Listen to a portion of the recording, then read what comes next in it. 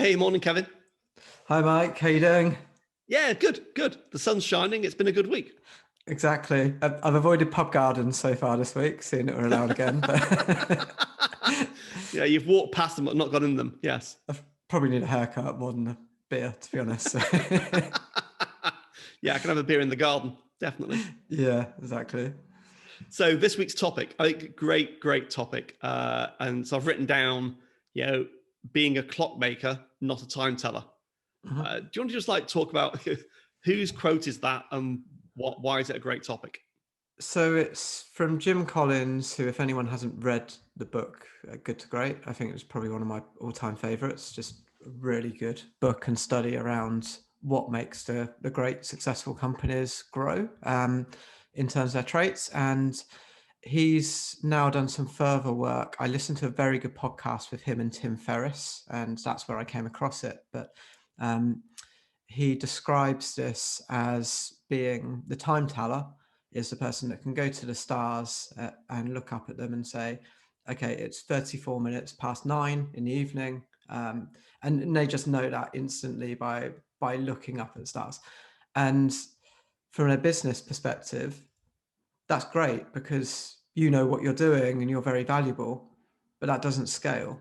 Yeah. And what you really need to do is to be the clockmaker so that this can run without you. And if you need to know that it's 34 minutes past 9, how do you build that clock as opposed to going to the time teller every time to do it? And Yeah. I think the analogy definitely resonated with me in terms of when you start a business, you do what you need to do to run the business. You Yeah. wear many different hats. You've got different roles that change all the time. Some of them are your strengths. Some of them you just have to learn because it's part of the job. And at some point, you probably become the bottleneck. I certainly have. And I see this as being, yeah, kind of a key point of how do you grow a real business that isn't reliant on yourself, and how do you surround yourself with people that are better at the individual roles and make that work as a machine as opposed to trying to do it all yourself. I mean, I think it's a great topic. I hadn't actually seen that quote until you mentioned it to me, and I looked it up and then looked at the article you sent me. Mhm. And they talk about when the American Constitution was formed. You know, when they formed the Constitution, they didn't start with the question who should be president. They started with the question of what kind of society do we want to build. Right. You know, we want something that lasts beyond ourselves, so that when we're all dead, the founding fathers, the Constitution lives on. And it's I thought, a really interesting, just kind of like perspective on that's how you build something that lasts and grows. Yeah, and that's the thing. Like Jim Collins again wrote the book Built to Last as well, and Yeah, that's the thing. And Simon Sinek recently has written The Infinite Game, and I think there's a lot in that where everyone's thinking short term. How do we get to X by the end of the year? yeah, But it's not how do we build something that's amazing and it lasts forever. exactly. That's the sort of thing that you that to me that excites me a lot more. How do you put your time into something that this is going to pay off for years, decades, a lifetime?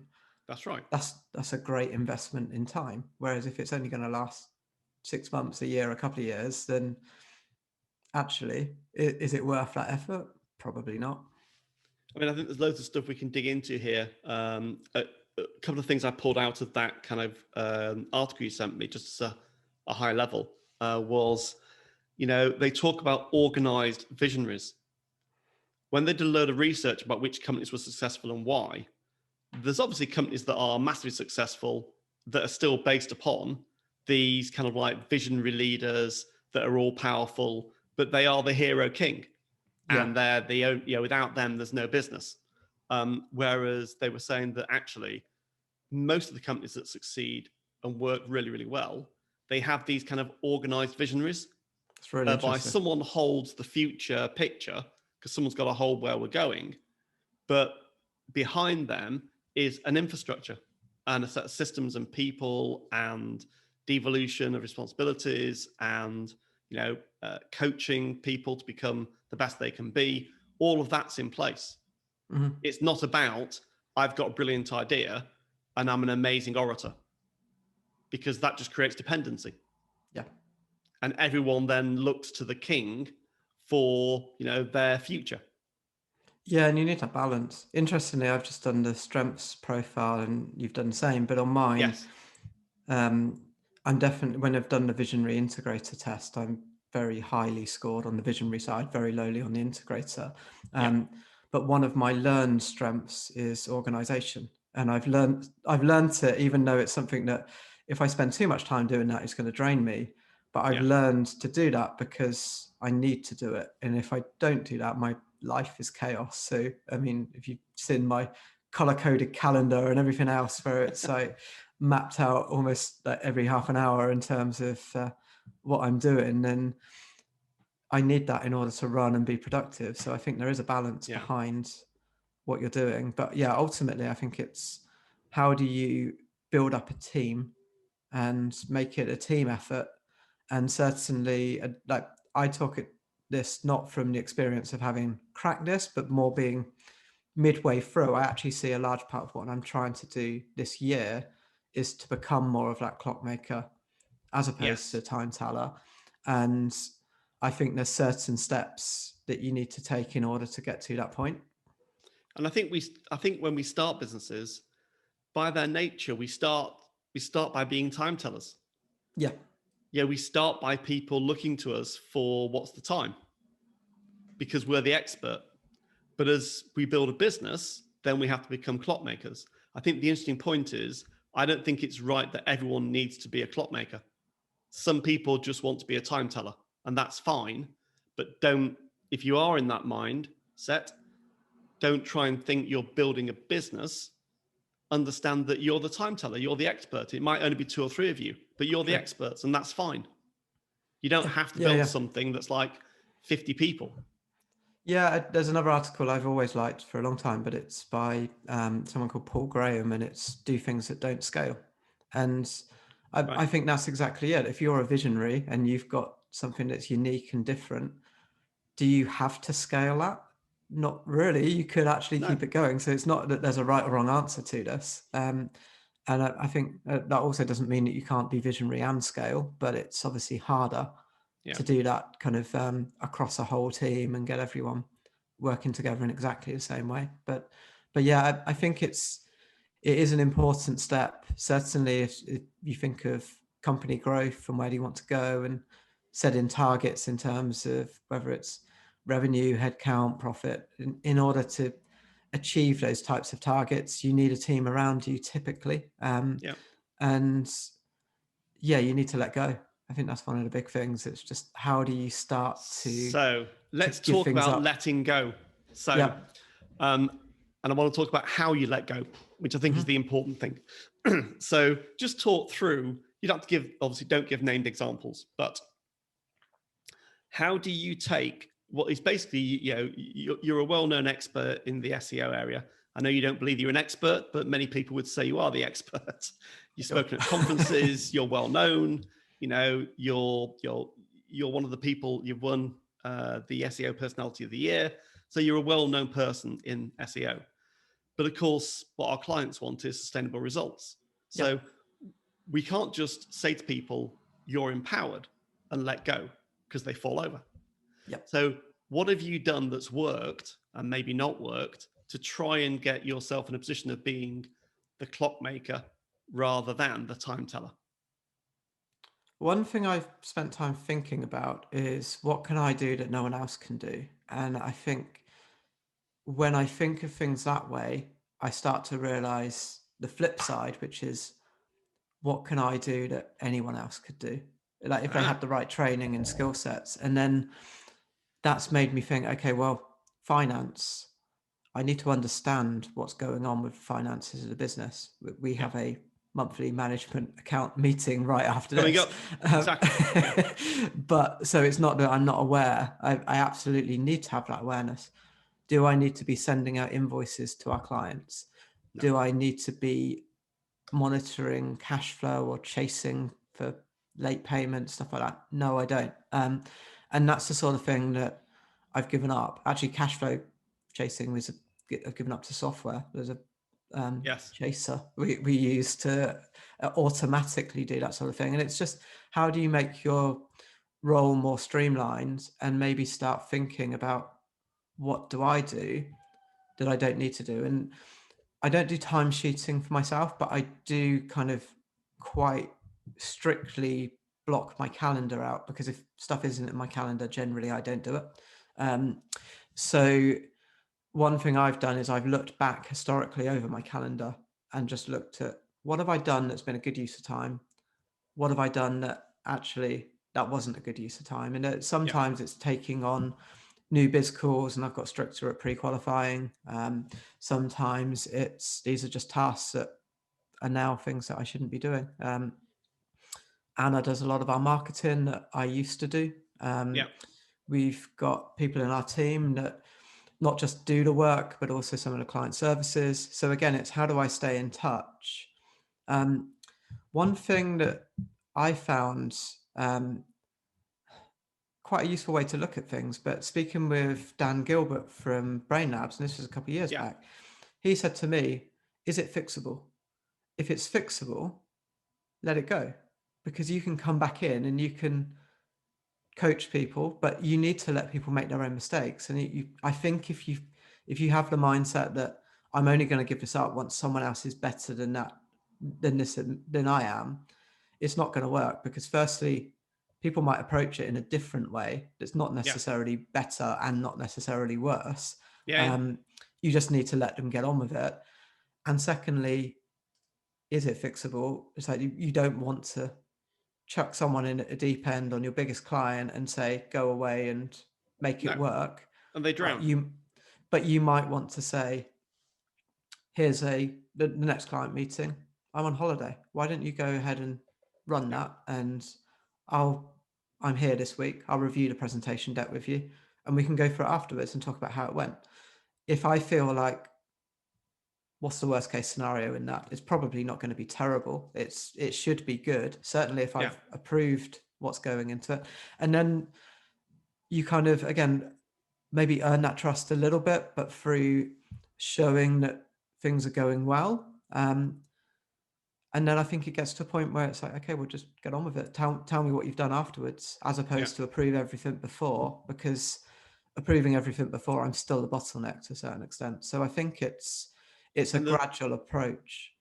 there's an old skills transfer model that I was taught years ago, and it's really simple.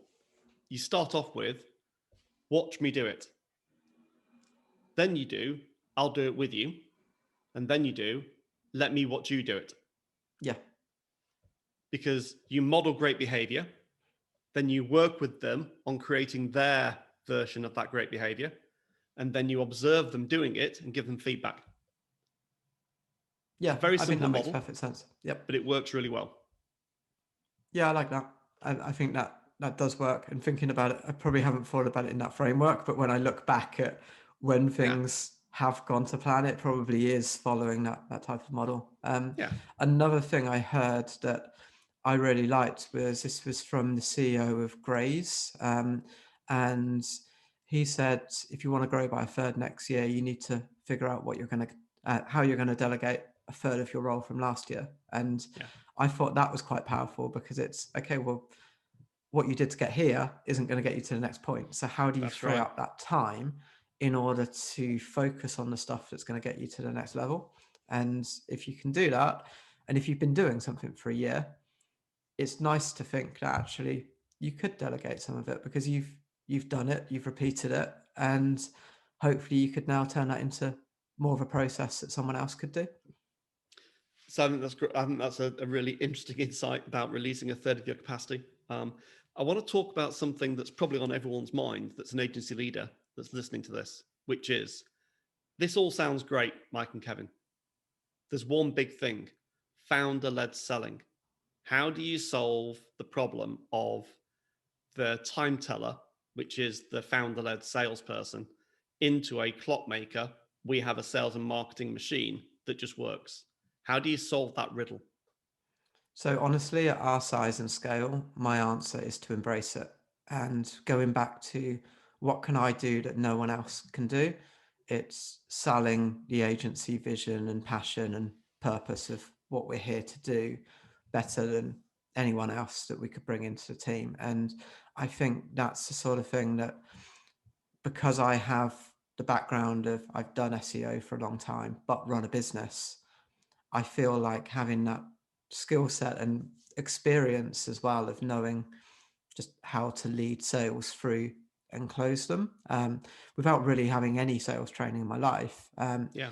I think for me, it's been embrace it. That's where a lot of my value is. And then how do I get people around me to support it? So if we've got a pitch, quite often, to a certain extent, it's not me they want to see, it's the team that they're going to be working with. So I may still lead, this is the angle that we have, and I almost certainly will lead the initial discussions, in terms of what do they want to do. Yeah. Um, You're the and conductor. yeah, but the team would be the ones that put together, here's the insights, here's what we're going to do, even to the point of here's the project plan and the budget options. Whereas, yeah, I'm definitely the conductor seeing that through. I do think that's replaceable as well. I think you can then get to a point where you can say, okay, well, someone else can pre-qualify and have the initial calls, and um, Exactly. then I can just oversee and say, how did we get on in that pitch? And I think that's the evolution, and that's why I say I'm at the midpoint of this probably right now, as opposed to at the end of it. No, I think But you are. Yeah, definitely. You're at the yeah, midpoint, I would say. yeah, and I'm aware there's more that could be done to actually support the team and remove myself from that role. But again, it's these gradual steps of, Yeah. um, I'm probably less involved in the doing and the client work, but I'm there for our clients if they need anything that's outside of kind of the core team they work with on our side. I support and challenge the team from a QBR perspective, as needed. I'd prefer to support if everything's going well, but prepared to step in and challenge if there's stuff that I Yeah. think we should be doing better. And I think that works for me. If I'm too involved, I just fry, and that's not good for our team. It's not good for our clients. Whereas if I'm not involved at all in any of this, it's too much of a leap of faith, and any agency owner would know. And I've heard quite a lot of stories of, let's just place an MD into the company and then I'm going to step back. And I mean, maybe some of those stories work, but I've heard a lot of horror stories from those situations. And I think it's the gradual evolution, I think, is much more Yeah. of a sustainable, risk-free way of doing this. And I think what was interesting was we had a discussion last week about pipeline and about, I said to you, if you were not there for 3 months, would our pipeline dry up of, leads? Yep. And you said, no, it wouldn't actually now. 2 years ago, it would, because you were Oh, doing all of absolutely. the outbound requests. Whereas now, because we've got a body of content, like we've got the e-commerce reports and the travel reports, and we've got the Slack group that you run and Yep. the connections that you've made, we actually get quite a lot of inbound, high quality inquiries. And so Yeah. therefore it's no longer just Kevin out on the road, banging on doors, getting business. It's becoming more self-sustaining. And that was quite an interesting insight. I was like, wow, okay, we've definitely moved things forward. I think also I've stepped back a bit within the industry. I found that I think the lockdown virtual world I've been a bit more disengaged with online as opposed to when it's offline conferences. And also, we focus much more on our own reputation as an agency. We've got people in our team that are thought leaders within their own rights, and it's how do we build those up. But yeah, it definitely would have been a case in the past where, if you look at the leads that we generated, it would have been, yeah, I've known that person for 15 years, or I've known Yeah. that person for 8 years. And my LinkedIn inbox would have had much more leads in probably volume, definitely quality, than our inquiry form on the website. And now I think there's probably still a decent amount that would come to me directly through LinkedIn, but certainly a lot of it is now they've heard of Resignal, not they know me, which is great. Yes, absolutely. Yeah. And that's a big shift. And that's Yeah, taken, how many years has that taken, Kevin? 15. If you think of how long I've been Yeah. running an agency, because Yeah. it's all started day one from personal relationships. And absolutely would still value that very highly. Is when you look at what's the one thing I can bring that's very hard to replicate, it probably is that industry knowledge and relationships that I've got across the board. Yeah, So I absolutely want to use that and leverage it. It would be stupid not to, honestly. But exactly.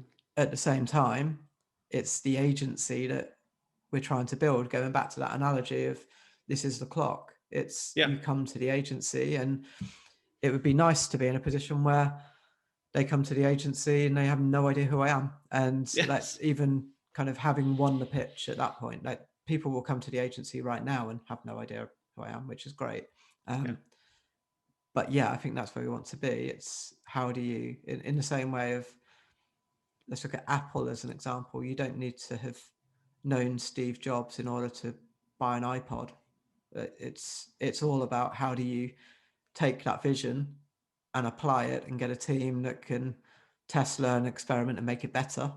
yeah. And then it's the products that you're buying. So I think at that point, it's a great time to draw it to a conclusion.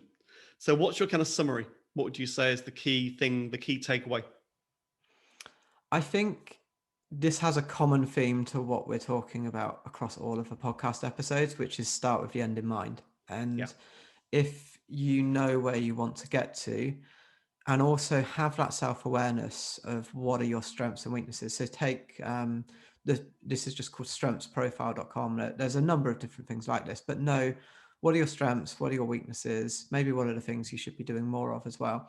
And I think if you have that self-awareness, you can then start to say, okay, what do I need to focus on and what do I need to let go?